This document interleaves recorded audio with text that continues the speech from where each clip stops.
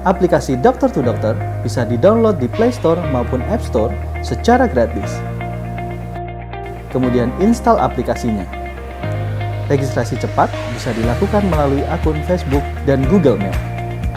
Untuk yang tidak memiliki Facebook dan Google Mail, registrasi bisa dilakukan dengan menekan tombol register. Isi nama, email, dan password Anda. Verifikasi email Anda dan masuk kembali ke aplikasi. Tunggu apa lagi? Download sekarang dan dapatkan beragam manfaatnya.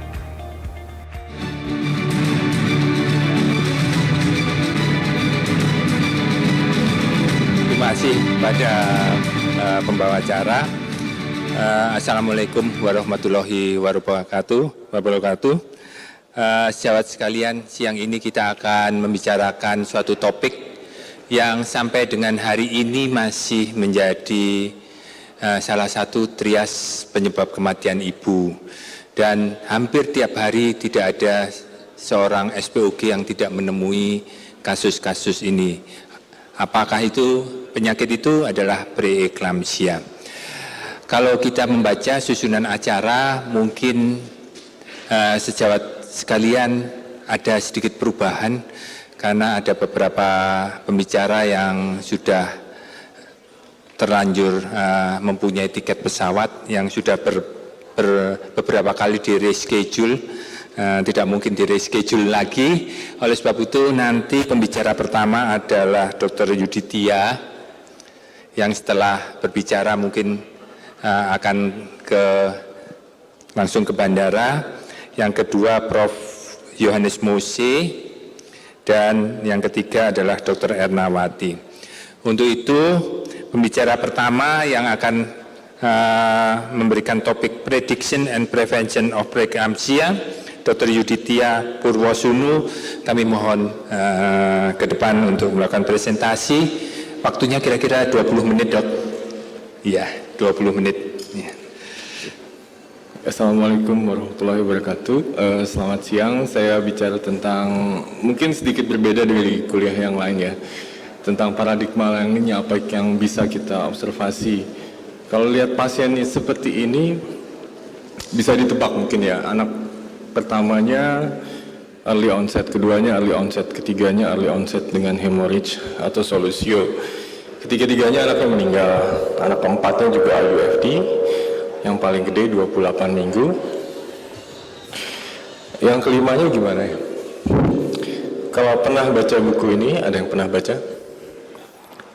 Nassim Taleb, Nicholas Taleb.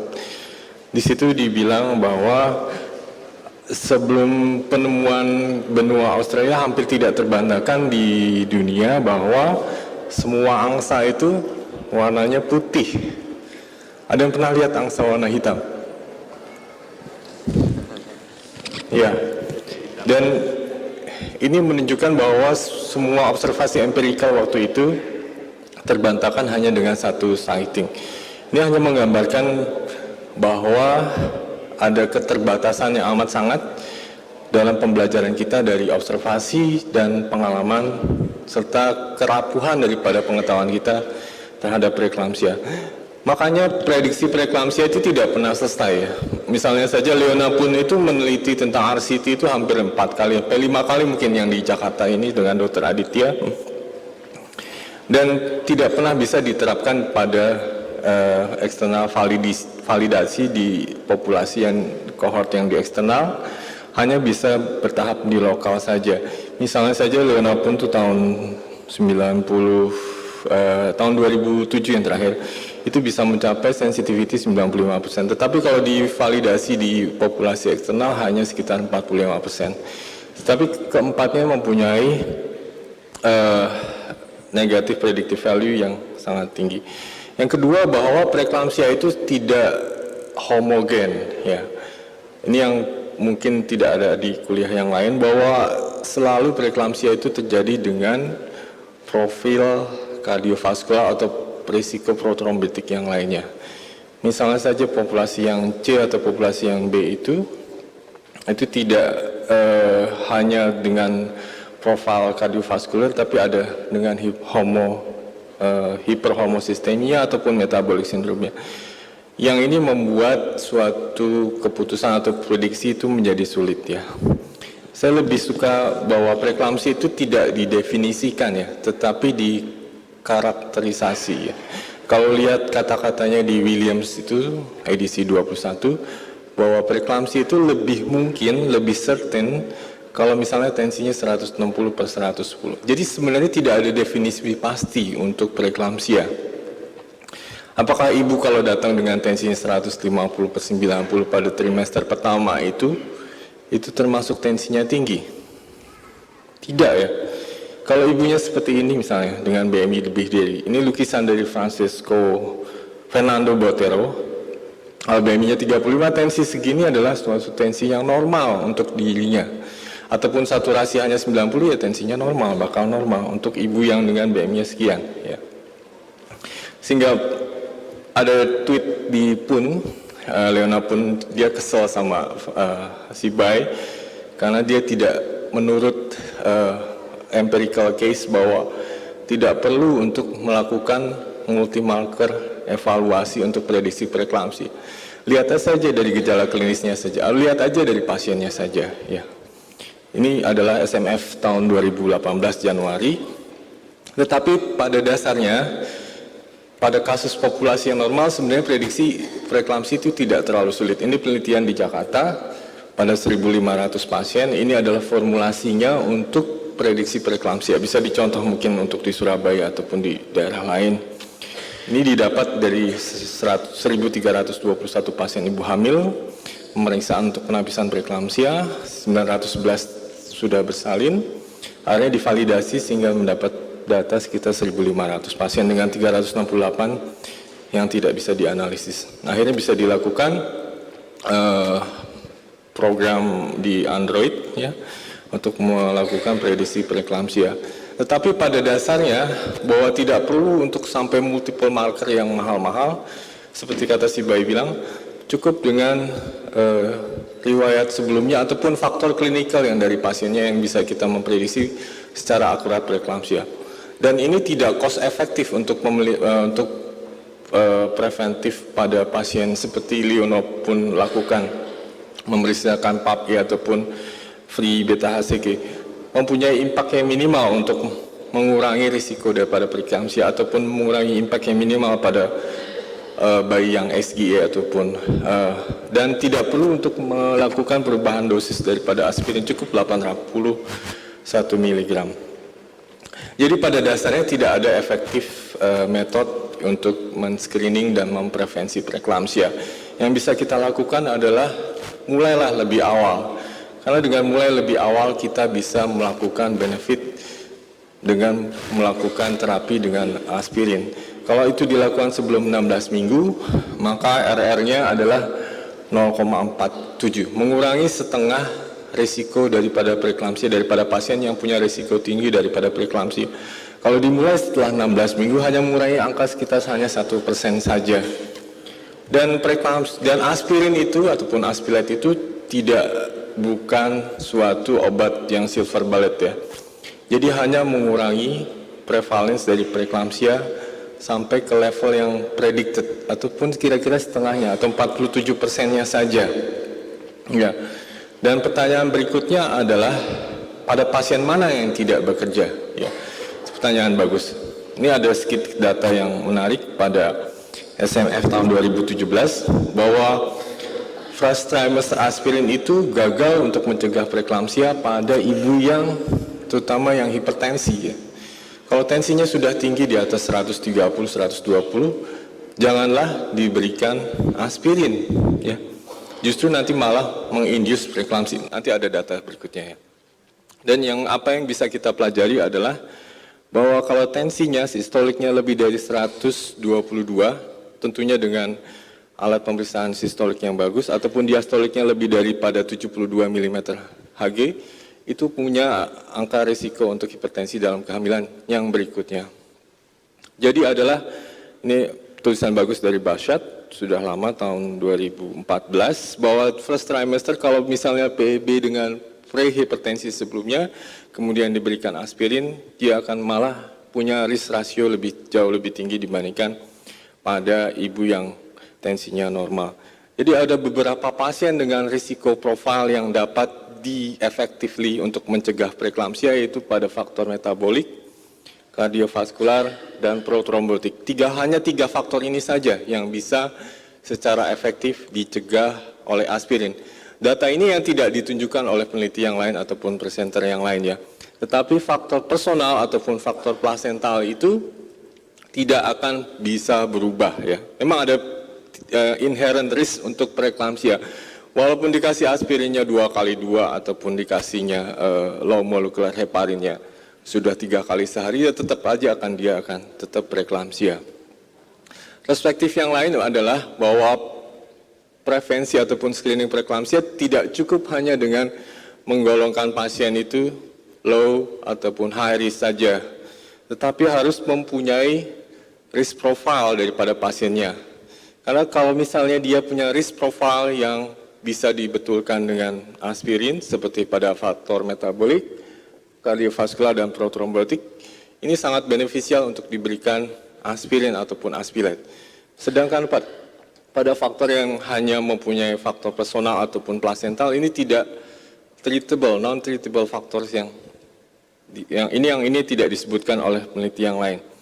Jadi sebenarnya penggolongan ini yang perlu diketahui bahwa memulai initiate risk profile spesifik terapi sebelum 16 minggu. Jadi begitu pasien datang kontrol pertama, minimal kontrol yang kedua, kita harus punya risk profile. Nantinya dia akan menjadi preeklamsi yang bisa disembuhkan dengan aspirin, atau yang punya low risk, yang ibu hamil lagi aja di bulan depan, yang akan tetap punya risiko untuk hipertensi. Demikian pula kalau misalnya ibunya punya dengan PCO sebelumnya, adalah sangat beneficial untuk memulai terapi metformin sebelumnya, sehingga mengurangi angka gestational diabetes ataupun early pregnancy loss ataupun preeklamsia dengan angka yang signifikan sekali. Jadi sangat mudah sebenarnya pada populasi yang normal untuk melakukan screening ya, hanya dengan menggunakan formulasi yang sebelumnya. Jadi kalau ada pasien dengan 27 tahun dengan hamil ketiga dengan riwayat preeklamsi, bisa diprediksi risiko preeklamsinya sekitar 29%. Yang belum adalah apakah dia bisa beneficial dengan aspirin ataupun aspilat. Tapi tidak pada pasien ini ya. Pasien ini punya spesifik tertentu ya, ataupun punya faktor personal ataupun plasental yang tidak bisa diubah. Mengapa demikian? Mengapa pada tikus bisa punya successful rate, pregnancy rate hampir 100% walaupun dia punya angka kehamilan lebih dari 120 kali. Bahwa siklus daripada mouse itu punya lonjakan estrogen pada luteal phase dan mengontrol endometrium menjadi reseptif dan merilis adesi molekul. Hanya satu yang berbeda pada manusia, bahwa ini semua diinisiasi oleh maternal ya. Sedangkan pada manusia, embrio manusia adalah monotokus, punya diversity yang genetik, tidak mempunyai diapause, dan sangat invasif pada plasentanya, dan sangat letal. Tidak pernah ada embrio yang sangat letal pada makhluk lain, kecuali pada manusia. Embrio yang sempurna ini yang akan memberikan sinyal balik. Bila embrionya tidak normal, akan memberikan sinyal yang sangat berisik, sehingga ini akan diberikan sinyal untuk tidak mengabort ataupun gagalnya desidualisasi. Sedangkan pada embrio yang kompeten, dia akan sangat silent. Jadi pada intinya, takes two to tango untuk kehamilan yang successful. Dan defektif desidualisasi ini menjadi konsep yang utama di saat ini, bahwa desidualisasi yang gagal ataupun jelek selama kehamilan ini yang akan menimbulkan proses preeklamsia. Jadi proses desidualisasi yang meliputi ataupun mensupport janin merupakan hal yang penting sekali untuk kehamilan yang berikutnya. Jadi pada ibu ini adalah intinya untuk memperbaiki haidnya atau memperbaiki siklus endometriumnya sehingga lebih baik lagi.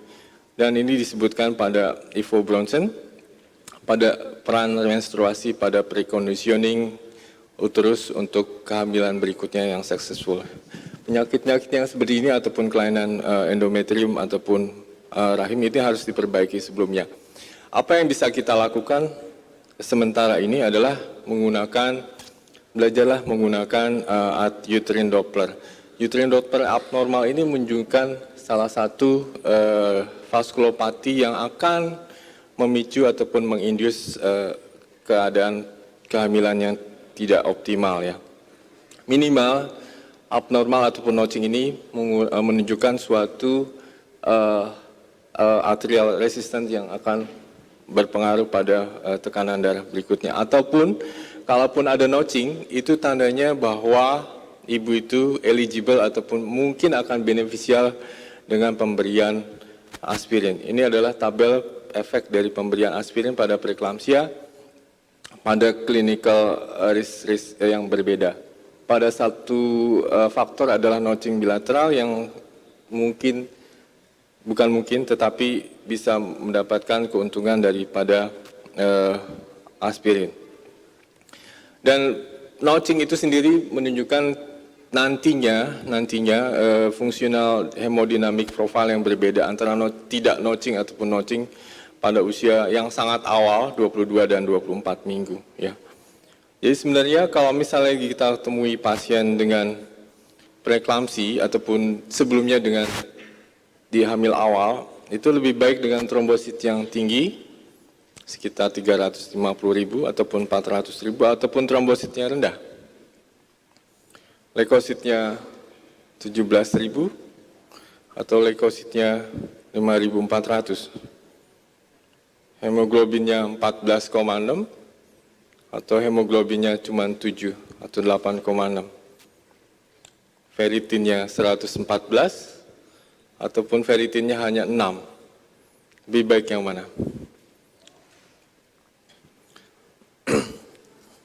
Semua itu menunjukkan bahwa kita harus mempersiapkan kehamilan lebih dari awal lagi untuk mempersiapkan desidualisasi yang baik sehingga terjadi kehamilan yang optimal. Tidak hanya mempersiapkan hanya dengan aspirin saja ataupun mendeteksi lebih awal, tetapi kita harus lebih awal lagi dengan mempersiapkan desidualisasi yang baik. Mungkin itu saja konsep yang lain dari selama ini untuk prevensi dan terapi daripada preeklamsia. Terima kasih. Wassalamualaikum warahmatullahi wabarakatuh. Terima kasih Dr. Yudi. Tepuk tangan. Dr. Yudi masih ada waktu untuk 1-2 pertanyaan. Kita langsung aja buka pertanyaan karena Dr. Yudi harus ke bandara. 1-2 pertanyaan. Ini menarik sekali. Monggo, silakan. Yes, saya Ariati dari Jakarta. Pertanyaan, kalau misalnya melakukan pemeriksaan arteri uterin, memang bisa kita dari awal kehamilan. Nah, notching ataukah pulsati indeks yang lebih kita lihat? Kadang-kadang ada juga ada notching tapi pulsati indeksnya bagus sesuai kriteria. Ada juga yang notchingnya tidak terlalu signifikan tapi pulsati indeksnya sangat tinggi. Itu pertanyaan pertama. Kemudian yang kedua, misalnya untuk desidualisasi, memang selalu didengungkan mengenai aspirin low dose. Terus bagaimana dengan peran progesteron alamiah? Itu kayaknya sudah lebih awal karena dengan peran sebagai progesteron dia sebagai blocking factor, otomatis dia bisa juga menekan proses inflamasi sehingga desidualisasi ataupun implantasi plasenta menjadi lebih bagus. Terima kasih. Ya. Monggo, Dr. Yudi. Ya, terima kasih, pertanyaannya bagus sekali. Sebenarnya kita tidak punya grafik normal untuk uterine artery di ibu hamil di Indonesia sendiri, itu aja ya. Tetapi minimal secara simpel lihat dari grafik awal kehamilan ya. Kalau di dosen kita diajarkan bahwa notching itu merupakan hal yang normal di awal kehamilan ya. Ya, memang benar. Rata-rata 80% pasien kalau diperiksa awal kehamilan itu memang ada notchingnya. Hanya sekitar 20% atau 30% yang sudah sangat baik di awal kehamilan tidak ada notchingnya dengan PI-nya yang normal ya. Tetapi minimal di second trimester itu harus dicek kemudian ya. Kalau misalnya dia hilang, kemungkinan memang notching itu tidak ataupun elastisisnya masih tetap bagus ya. Tetapi minimal kita tidak menghilangkan window yang terbaik untuk melakukan terapi daripada aspirin itu sendiri. Jadi kalau mungkin terapi yang saya tidak punya research untuk ini, tetapi biasanya yang saya lakukan pada clinical practice adalah melakukan semua notching. Kalau ada notching mungkin bisa diberikan aspirin karena window yang terbaik adalah di bawah 16 minggu. Kemudian bila tidak ada notching lagi setelah trimester kedua awal, itu aspirinnya di stop ya. Karena efektif yang paling bagus hanya di awal kehamilan saja ya. Ini personal practice saja. Dan biasanya pun kalau misalnya ada notching di awal kemudian hilang di trimester kedua, itu biasanya mempunyai berat bayi yang lebih kecil dibandingkan ibu yang tidak ada notching di awal, kemudian di trimester kedua tidak ada notching juga ya. Beratnya jauh lebih kecil, biasanya di bawah 3 kilo ya. Mungkin ada di awal itu punya suatu adaptasi vaskular yang tidak baik dalam kehamilannya, yang akhirnya berpengaruh pada outcome. Yang kedua, saya tidak punya jawabannya apakah pemberian progesteron itu mengurangi reaksi inflamasi di awal kehamilan. Kadang-kadang bahwa preeklamsi itu tidak hanya hanya di vaskular di rahimnya saja, tetapi secara keseluruhan ya.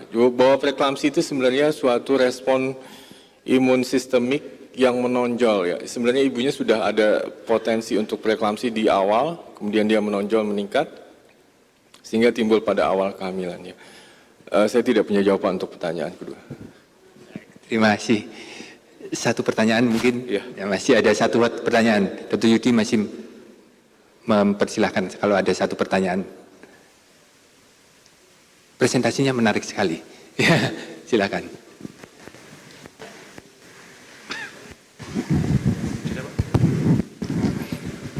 Ya, terkait marker untuk profil metabolik dan kardiovaskuler, apa aja yang kita sebaiknya cek untuk mengetahui faktor risiko tersebut? Terima kasih. Ya, pertanyaannya bagus. Sebenarnya marker vaskular itu banyak ya. Kalau baca jurnal di kardiovaskular atau untuk pasien post MCI untuk menunjukkan kesehatan endotel supaya tidak MCI lagi, itu banyak faktor vaskulernya. Cuma mahal ya. Kayak misalnya saja memeriksa VCAM, ICAM ataupun marker vaskuler yang lain itu mahal ya. Jadi tidak praktis untuk ibu hamil ya untuk dibebankan. Kalaupun ada dananya mungkin bisa dilakukan pemeriksaan itu. Tetapi secara jelas dilihat aja leukositnya.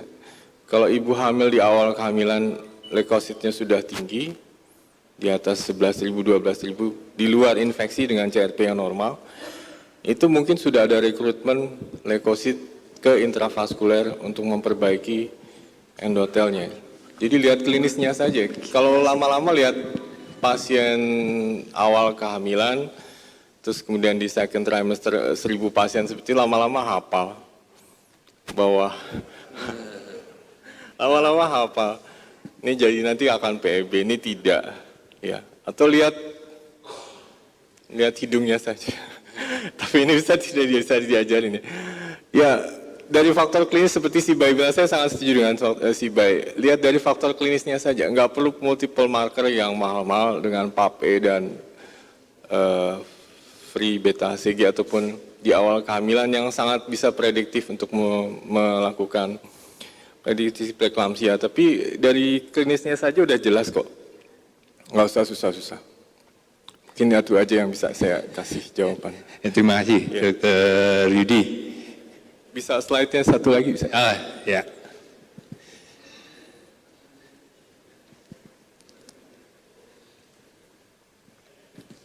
Saya lebih percaya bahwa preeklamsi itu sebenarnya sudah ada dari awal, hanya dia muncul saat dia hamil ya. Gambarnya seperti ini. Mungkin bahwa inflamasi ataupun kerusakan endotel itu sudah terjadi di awal kehamilan ataupun sebelum kehamilan sebenarnya. Ya. Jadi munculnya hanya dan kelihatannya pada saat dia hamil. Ya. Mungkin itu aja yang ditambahkan, Dr. Adi. Iya, iya. Cukup atau masih tambah? Boleh. Boleh. Masih ada. Silakan. Ada. Slide terakhir malah dohak ya. Ya, atau apa? Monggo, silakan. Oh ya. Yes, berarti dari slide terakhir kita bisa meramalkan dari dia bayi lahir. Apakah nanti kalau kriteria bayi-bayi yang sudah PJT, berarti long life treatment-nya kita harus komunikasi yang baik dengan dokter anak. Kadang-kadang bayi PJT kan cenderung dehidrasi, sehingga kadang-kadang pemberian cairannya kadang-kadang kita tidak sinkron dengan mereka kan pakai kilogram, sedangkan kita melihat bayi-bayi itu cenderung dehidrasi. Kemudian masa remajanya biasanya kemungkinan akan dia obesitas, PCO, nah jadi bisa kita meramalkan. Nah itu bagaimana kalau kita mendapatkan bayi-bayi yang dengan PJT, bagaimana nanti selanjutnya dengan dokter anak, komunikasi ke dokter anak. Nah itu terima kasih. Ya mungkin untuk dohatnya, untuk disease setelah, mungkin maksudnya itu kan ya. Kalau bayi dengan PJT ya mungkin nanti di usia dewasanya punya prediksi untuk prevalence lebih, untuk preeklamsia lebih tinggi lagi. Jadi pada intinya hamil yang sehat itu ya dari ibu yang sehat juga. Kalau dia sebelum hamil tensinya udah 120/90 ataupun 130/90, amat sulit untuk tidak preeklamsi nanti pada saat hamilnya ya. Atau misalnya LDL-nya saja sudah 170 misalnya, atau CRP-nya 9 dengan ferritinnya sudah 96 misalnya. Ibunya sudah terinflamasi sejak sebelum hamil. Apalagi ditambah dengan beban kehamilannya, tentu dia akan preeklamsi nantinya. Terima kasih. Sudah malah merambah ke dohak. Sudah jauh sekali Dr. Yudi. Mungkin masih tambah atau kita akhiri? Kita akhiri untuk sesinya Dr. Yudi. Terima kasih Dr. Yudi.